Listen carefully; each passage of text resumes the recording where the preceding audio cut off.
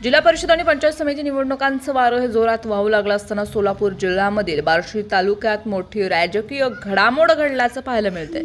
भाजपला सत्तेपासून रोखण्यासाठी स्थानिक पातळीवरती थेट शिवसेना शिंदे गट आणि शिवसेना ठाकरे गट एकत्र आल्यानं राजकीय वर्तुळामध्ये खळबळ उडाले।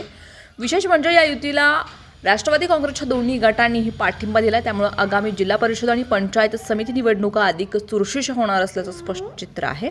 बार्शी तालुक्यात भाजपचे आमदार राजेंद्र राऊत यांनी नगर परिषद आणि बाजार समिती निवडणुकांमध्ये मिळवलेलं यश लक्षात घेता त्यांची ताकद हे रोखण्यासाठी स्थानिक युती असल्याची चर्चा आहे। भाजपचा प्रभाव हा जिल्हा परिषद आणि पंचायत समितीवर वाढू नये यासाठी दोन्ही शिवसेना आणि दोन्ही राष्ट्रवादी एकत्र भाजप विरोधामध्ये सामूहिक लढा हा उभारणार असल्याचे संकेत मिळत आहेत। या युतीची अधिकृत माहिती उद्धव ठाकरे गटाचे आमदार दिलीप सोपल यांनी सोशल मीडियावरती पोस्ट करत दिली। बार्शीच्या राजकारणात भाजप विरोधामध्ये व्यापक आघाडी उभारण्याचा निर्णय झाल्याचं त्याने स्पष्ट केले। मात्र ही युती सर्वांनाच मान्य नसल्याचं चित्रही समोर येते।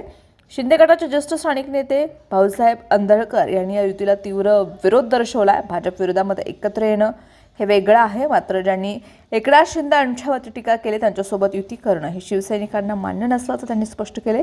युतीच्या प्रचार पत्रकावरून वाद अधिक चिघळलाय।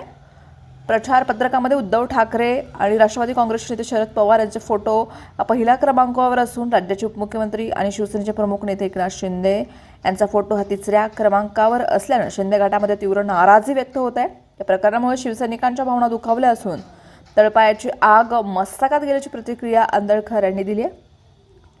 पत्रकार परिषदेमध्ये बोलताना भाऊसाहेब अंधळकर म्हणाले की अत्यंत दुर्दैवी आणि अत्यंत अभद्र युती बार्शीत करण्यात आले।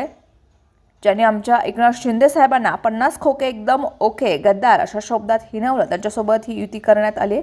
त्यातही आमच्या साहेबांचा फोटो तिसऱ्या क्रमांकावर लावला जातो याचा मी जाहीर निषेध करतो असं तीव्र शब्दात त्यांनी आपलं मत व्यक्त केलंय।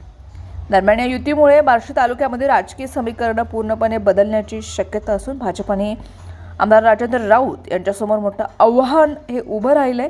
स्थानिक पातळीवरील ही अनपेक्षित युती मतदारांवर किती प्रभाव टाकते हे येणाऱ्या निवडणुकांमधून स्पष्ट होणार आहे।